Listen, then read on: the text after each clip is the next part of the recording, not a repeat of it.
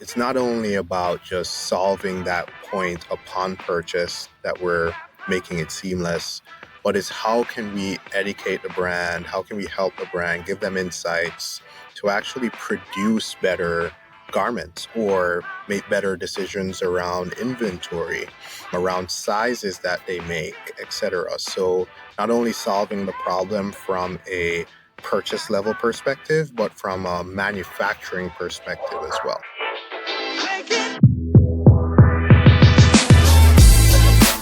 You're listening to Retail Remix, your inside access to candid conversations with the people shaping retail's future. Here's your host, Alicia Esposito. You have likely read about Savage Fenty's store and the innovative fit tech that it has implemented. And this technology isn't just glitzy or super fun and easy to use. It serves a really big need. And that experience is powered by Fitmatch.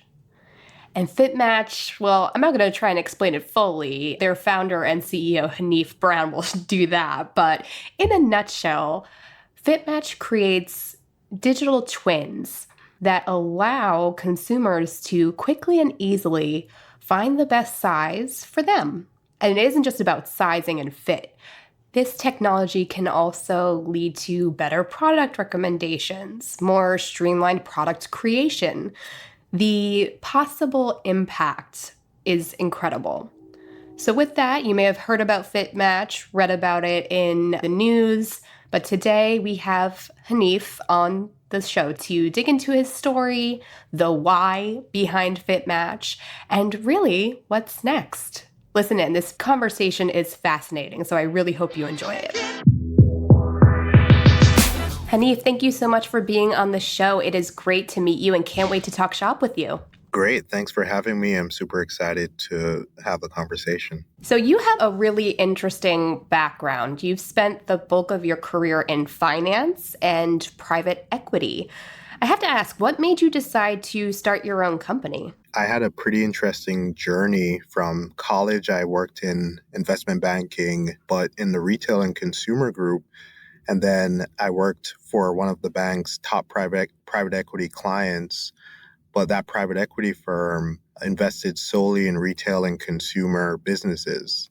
So although I have a finance background, my entire career in that field was spent looking, analyzing, and investing in retail and consumer companies. So in terms of my passion area is really on the consumer side, the retail side, solving pain points for business owners who I saw their business growing and scaling to new levels. That got me really, really excited about doing that piece instead of just investing passively, really being an entrepreneur, being an operator. I found that piece of our business model to be the most exciting. And given that I was doing a lot of it in retail and consumer, I thought about the problems that I was seeing top down and building out a solution for retail and consumer companies and their end consumers. Yeah. I find it really fascinating that you were so focused on retail and consumer goods because sometimes you hear about finance and private equity. Some of these firms tend to go very broad, like they go across industries. But because of that focus, it really allowed you to fully comprehend the depth of challenges and change that was happening in the industry, which I'm sure was super beneficial for you because you could uncover some new ideas or new opportunities to become an entrepreneur and drive that tangible change in the market. So of all of the challenges and I guess opportunities out there, why did you think Fit was the one to tackle? Like what gave you that insight? Yeah, absolutely. And you're exactly right. Towards the end of my tenure in private equity, you talk to different operators in boardrooms and you start to see pretty consistent themes. At that time, a lot of what was coming up over and over again was the immense challenge of reverse logistics. And what that meant was opportunity. So you had some operators that were benefiting from providing solutions to retailers around reverse logistics, but also actually just solving the problem itself, right? Which was, how can I get this problem of returns, of customers not having the right product once it arrived in the mail, that disappointment factor, and then everything else in the ecosystem that drives just returning that garment back to either the store or throughout the distribution channel. How can I solve that at scale? And I just thought of Fit as this one area that had the most pain point. I remember reading something where if you asked an apparel shopper for her most important parameters when shopping, it's price, which obviously will be number one, and then fit, it was a close second, more than style, more than delivery, more than anything else. Yet still, the problem was so pronounced in apparel that I just really believe that, one, this is just, it remains a massive opportunity to solve. And then two, really making sure that the right solution was built. That was really what got me excited in terms of solving hard problems with like fascinating transformative solutions. So it was a combination of just looking at the sector itself, looking at what still wasn't solved and what was giving people sort of pain points, and now also seeing opportunity where I think that how we're building Fitmatch is the correct way to solve this problem at scale. That's great, Hanif. Yeah, usually when I have founders and entrepreneurs on the show, I always love to get to the heart of the why. Like, why this particular issue or pain point, and why do you kind of think you're the person or one of the people to help address this challenge? So it seems like the reasoning or the connecting point for you is that there were so many broader implications of sizing, right? Like, if you think about it in context of some of like the key industry trends right now. Like, I feel like for a while there, fit was just kind of like the thing you had to figure out. And it's kind of annoying. It leads to returns, but no one really had the answer or no one really wanted to dig into it. But from your answer, it seems like you got excited about all of the broader implications of like how fit and sizing impacts customer experience, brand loyalty, and just like how good a consumer feels to shop with your brand. Because I know for me, honestly, I would rather pay more as long as I have the right fit and right sizing. Like, I feel good in the clothes. And I'm sure there are some folks who feel the same way. So I feel like there's a much deeper value of fit, even though it's sometimes, it's sometimes not as addressed, I feel like. So I feel like you kind of hit on it. Is that kind of why you felt most excited to tackle this issue? Absolutely. Also, I do believe that the ultimate end goal of any entrepreneur, innovative entrepreneur in retail and consumer, is to make the shopping experience as frictionless as possible. So look at grocery, right? There's all these technologies around self-checkout and, for example, no checkout with Amazon Go. So what's the equivalent in apparel retail? The equivalent is the brand already knows who you are. You don't have to look at sizing charts. You don't have to play a guessing game to see what's your right size or what's your right fit. And you worse don't have to be disappointed once that item arrives in the mail in sort of like, will it work? And so that's a lot of friction around those steps. And so from an apparel retail standpoint, it really comes back down to, okay, this is a messy problem. It's hairy. It has a lot of challenges. But if you can solve it, you can actually unlock a lot of value in terms of creating a shopping experience that is truly frictionless. And I do believe that the most innovative companies, the most innovative brands are on this path to removing friction from the omnichannel shopping experience. And if you're an apparel brand in a hard-to-fit category, think of denim, intimates, swimwear, performance activewear, etc., fit is right up there in terms of friction. So that's really what got me energized, got me to sort of look at this problem in a deep manner. And I spent about a year before even launching Fitmatch just studying the problem. I went up to Ithaca to work with Professor Susan Ashdown in her lab with her PhD class, just understanding why is this not solved, studying every solution on the market and really analyzing the market from a top-down level even before putting pen to paper and building the first iteration of what we launched in market. That's so fascinating. So to that end, you started the company in, I believe, 2018. So it seems like you had about a year and a half or so before the pandemic started. So what did that period look like in terms of building the case for the category, right? Illustrating the value to retailers. I mean, once you kind of did that deep work and understanding the issue, what came next for you in terms of getting the message out there, building that urgency, and not just building urgency, but saying like, hey, there is a way to address this, and like, let us help you do that. Yeah. And also in that period, moved from New York down to Florida. So I knew that this was going to take time because from the very start, I believed that one of the biggest issues as to why this hasn't been solved is that the brands I feel the pain point more in a lot of ways than the end consumers. And that sounds very counterintuitive. Like, of course, it's their end consumers.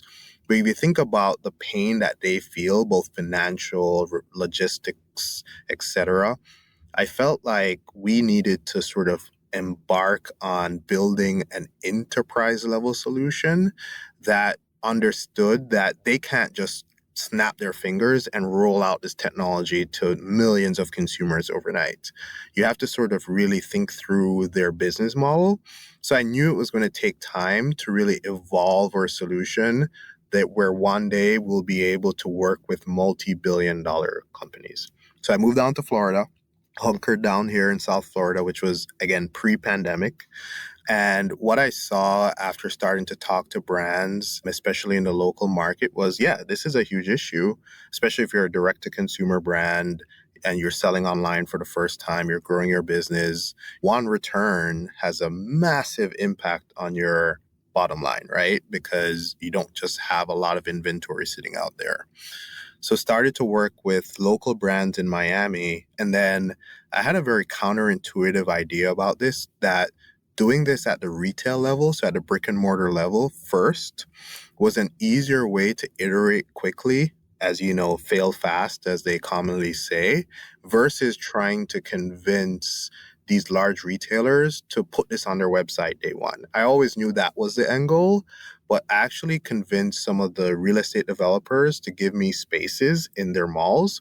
And we launched a concept with Brookfield, one of the largest real estate developers in the country, but specifically in Florida, to launch sort of a first generation concept where I worked with local brands, learned a lot, learned what worked with the technology, really incubated the idea here. And then once that was ready, I slowly started to iterate the concept around the country. So then I took it to Chicago with Brookfield and Dallas and then LA.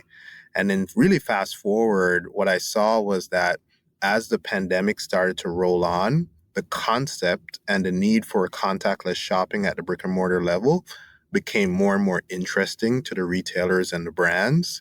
And then overall, consumers were much more willing to engage with new technology as their shopping habits became sort of moved more to a digital sphere. So really, we saw a lot of sort of energy around what we were doing throughout the pandemic that really gave us this sort of impetus to keep going. The one other thing I would say here is before the pandemic, we sort of looked at the shopping equation and we said, what is one thing that just sucks about it, right? And we came up with this tagline that said, never have to try and close again. And then fast forward during the pandemic, all these like large retailers started to shut their fitting rooms. So you actually could not try on clothes. So literally our tagline on our website was never have to try on clothes. And then all these fitting rooms said clothes. And then people realized that you couldn't try on clothes. And so people started to now look at what we were doing even more. So yeah, the pandemic, honestly, as tragic as it was from a health perspective, from a business perspective, I think was a real accelerant in what we were doing for sure. Yeah. So, in a way, the entire pandemic evolution and experience, like things that we were feeling as consumers, kind of helped validate it in the wild, so to speak, which I'm sure was super beneficial for you. And obviously, now we're really seeing fit take center stage in a lot of these strategic conversations, but also the experience conversations, which we were able to really get into, I think, a little bit earlier. So the cost and complexity of returns, the implications around customer experience. There's also inclusion, right? Like that kind of comes into that, right? Making it easy for people to feel like they can find the fit that they need, that the brand is representing them.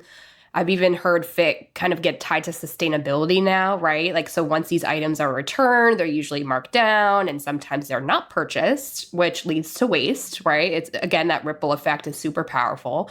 So have your conversations with retailers and brands evolved to kind of reflect all of these layers? Or do you find that typically they're focused on one particular area and your job is to kind of show them, oh, no, it's not just this, it's like all of these other things, and that leads to significant value? Like, how are those conversations going now? Yeah, no, it's a great point. For us, there are really three components that we try to focus on.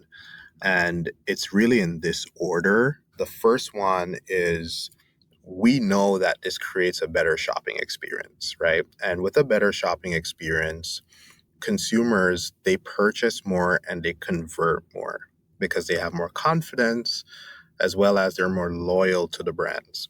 So we can actually solve for that using this technology, which shows Jessica, she purchases more per order, she converts more, she signs up for their VIP program more. That in turn leads to the second problem that we're solving, which is she will most likely return less as well, right? She's loyal, she's confident in what she's bought, she knows exactly what size she is, and that was a seamless process. Jessica, is returning less. And so we're reducing returns, which is really the second component. And then the third component is much more on the data analytics side, right? Which is it's not only about just solving that point upon purchase that we're making it seamless, but it's how can we educate the brand? How can we help the brand, give them insights to actually produce better garments or make better decisions around inventory, around sizes that they make, etc. So not only solving the problem from a purchase level perspective, but from a manufacturing perspective as well. Those are really the three areas that we focus on, and intertwined in that is obviously digital experiences, is obviously a better shopping and less friction, is obviously sustainability as well. So we believe that a big reason why brands should focus on this is really because it provides a holistic solution that answers sort of all the key components that they need to continue to focus on. Love that. So with that, let's kind of get into the nitty gritty of how the Fitmatch tech works. So you talked about the user journey, which is super helpful, but are there any nitty gritty technical details that, the listeners need to know as far as how this works, how that data gets collected, and ultimately how it turns into recommendations? Because I'll be sure to link to a video in the show notes or resources around how this journey comes to life, because it's so cool. So, I mean, can you break it down as best as you can Absolutely. in an audio podcast? So here's the thing. So measurements don't work, right? You see it on websites. I'm sure you've had to fill out a survey here or there. You enter your measurements, especially for hard to fit categories. Think of a bra that has 50 sizes. That's 49 ways you can get it wrong, right? As a shopper, it's very complex. And so measurements just don't work. Like 5 different women can have the same measurements, right? And they have 5 different bra sizes. Shape actually works. So if we can actually get someone's shape and make predictions based on body shape, we believe this is the ultimate solve. And we've actually shown it in not only the metrics, but our KPIs, that shape is actually the biggest determinant of fit. So here's where we're different. What we have is a patent. We have a patented methodology that can make these recommendations based on your shape. And how we do it is actually very interesting and actually groundbreaking. So what we do is we actually build a database of digital twins with a brand. And based on fitting those digital twins on the back end on a proprietary process, we can actually sort of build out a matrix of digital twins for each size of a product that a brand offers. And what happens is that, let's say in a retail store or online, we get a customer using augmented reality to upload a scan, a 3D scan of themselves. What our technology does is that it looks for the closest digital twin in that database. And once we analyze your shape versus that digital twin shape, we're able to then take the information we know for a fact, like fit intent, how it drapes the digital twin's body, and of course, the size that works for that digital twin. We're able to take that information and extrapolate that onto the person who just got the scan. And we do all of that within 30 to 45 seconds. So basically what this technology is doing and why it's really interesting to some of these enterprise brands is that we're removing the need to do any measurements or to rely on any garment specs or the fact that you're 27 inches in waist, the garment is 27 inches, so you're going to fit a 27 inch or size 27 pants. And we're actually saying, hey, we know your digital twin, right? And we are 100% sure she is your digital twin. So everything that we know about that digital twin, we're going to make the same recommendations to you. And fit and size is just the first iteration of this. You can think of other things that we can tell you about your digital twin. We can tell you like what styles work for her. We can tell you what colors she prefers. We can tell you her purchase history. So there are all these other aspects that come with the approach that we're doing, but that's the difference here. And we do that comparison to your digital twin, all based on your body shape.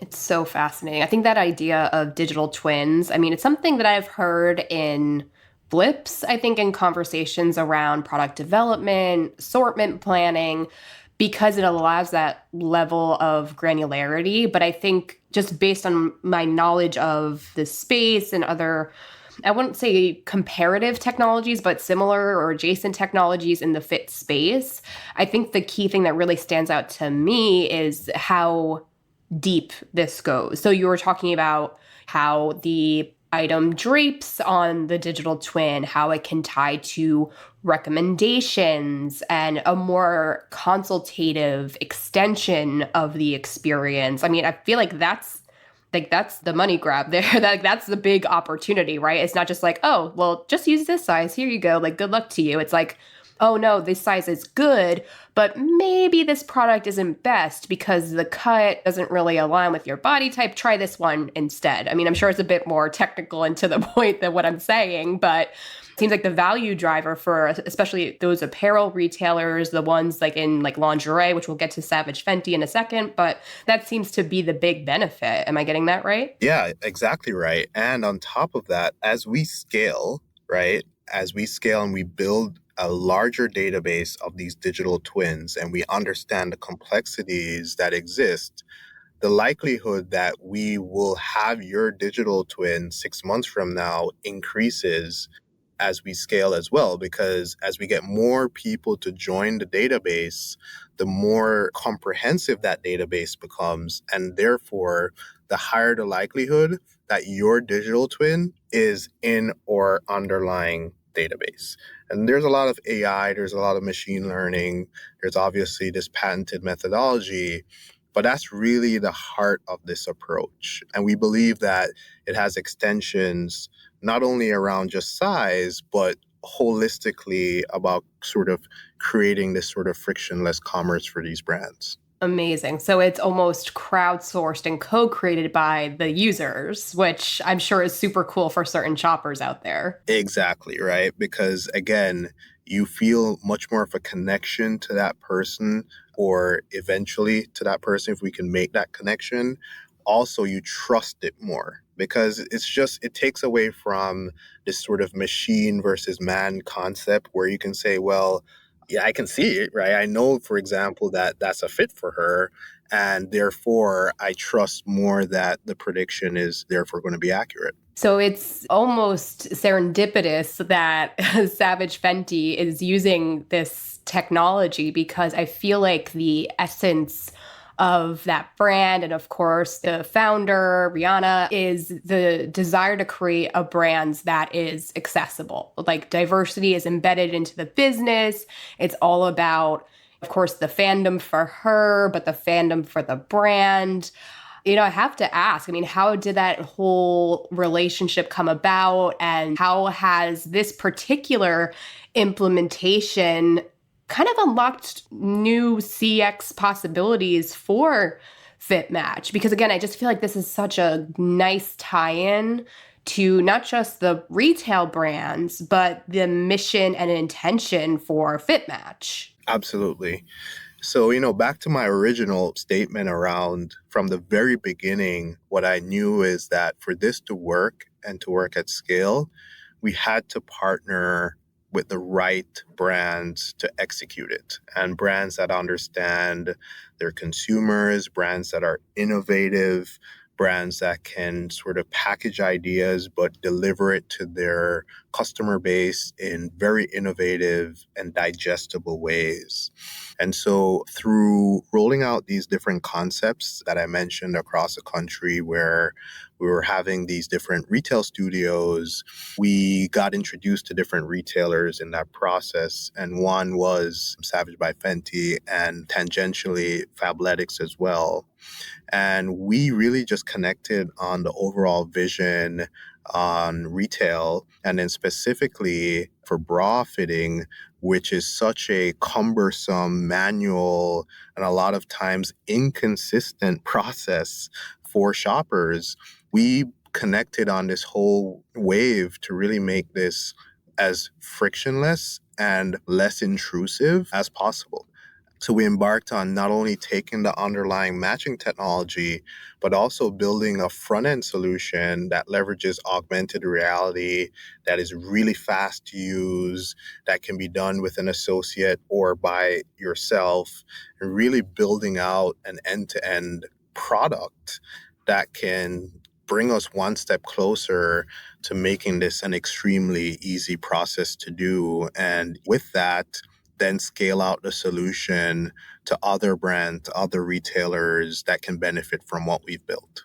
Got it. So it seems like, and correct me if I'm wrong here, it seems like a lot of brands and retailers are not just willing to kind of go the distance with this, but they're excited about it. It seems like they're trying to see what those possibilities are. Is that right? No, absolutely. Both Fabletics and Savage by Fenty are investors in our business.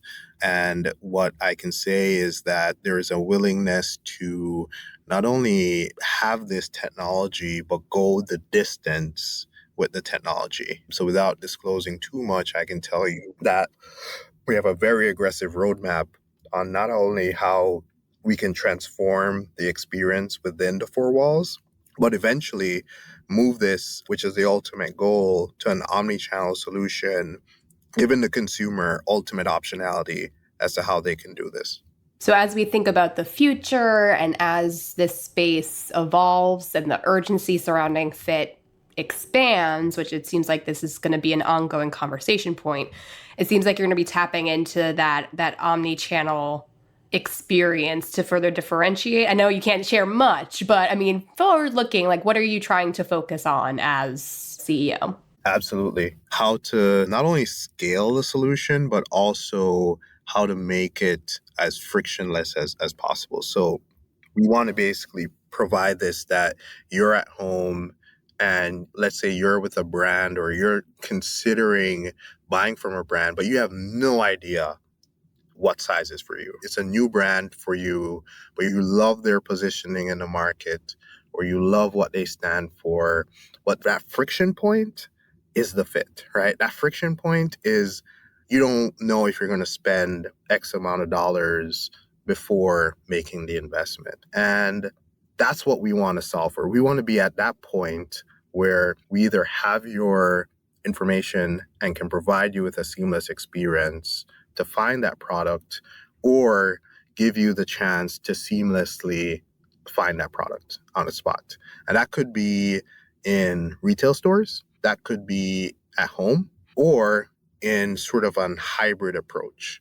That's the ultimate goal here. And I would say that we're just scratching the surface in terms of our product roadmap, but it's really important that we do this right. So just like how we started methodically researching the problem, looking at other solutions, then we figured out, okay, we can actually do this with the digital twins and shape discrepancy values. Now we're taking a methodical approach on how we scale this out, ensuring that at each step, we're delivering the right experience to the end consumer. Super exciting. And I'm excited to see how this space continues to evolve because like we talked about earlier, there are so many implications. Like fit touches so many different things. The more you dig into it, the more you think about it. So very excited to see what your team has coming down the pike. But to close out our conversation, it's been a pleasure getting to know you and hear your story and how your company is tackling this exciting space. And obviously, Fitmatch has been your baby for about 4 years now. So I have to ask, what is both the hardest and most exciting part about being a founder? I guess not just a founder in general, right? But a founder for a company that is in the midst of a space that is so rapidly changing and a category that is so rapidly accelerating and rising to the top. I mean, how do you kind of navigate the change and the need to pivot, especially when you started this company and you may have a particular vision or idea in mind of where you want the business to go? Yeah, absolutely. So the biggest challenge is that we're inventing a solution, a technology that doesn't exist, and at the same time, inventing a business model or convincing both retailers and consumers that this is a better way to do it. And so my challenge is and has been the vision of executing what we're building, at the same time balancing the understanding that we're not there yet, right? But keeping that vision very, very clear and not allowing setbacks in terms of people who think, hey, this is never going to happen or consumer behavior is never going to change. I've been told no so many times. And I've also been told large retailers will never do this so many times, right? That you would have just thrown in the towel. So the trick here is to remain, and the challenge has been to remain very, very visionary, forward thinking, and almost always thinking like 12, 24 months out. Like when I talk to you now, I'm really thinking about the next 24 months, like what this will be, and never really making the current environment really change that. And so that really impacts us from like hiring, it impacts us from fundraising, it impacts us from brand partners.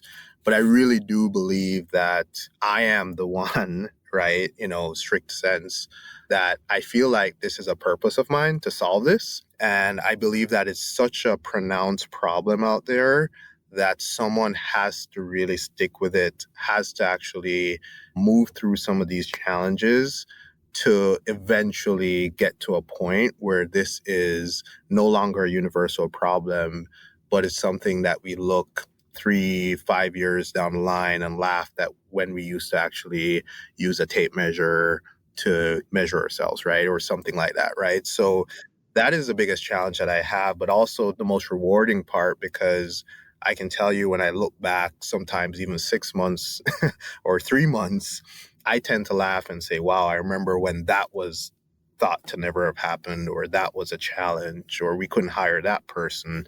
So that's the most rewarding part as well, is that every time we cross a milestone, you can sort of get to look back at what you just accomplished and know that you can accomplish the next milestone in front of you.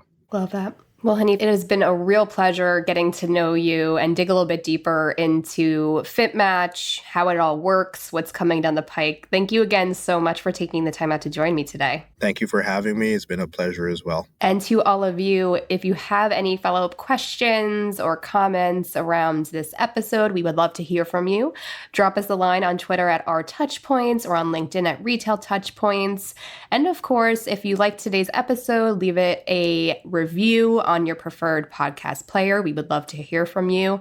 And finally, if you have not subscribed to this series and you want to get the latest and greatest conversations with some of the industry's top innovators and change makers like Hanif, we encourage you to do so. We are on Apple Podcast, Spotify, Stitcher, frankly, anywhere else. We are likely there.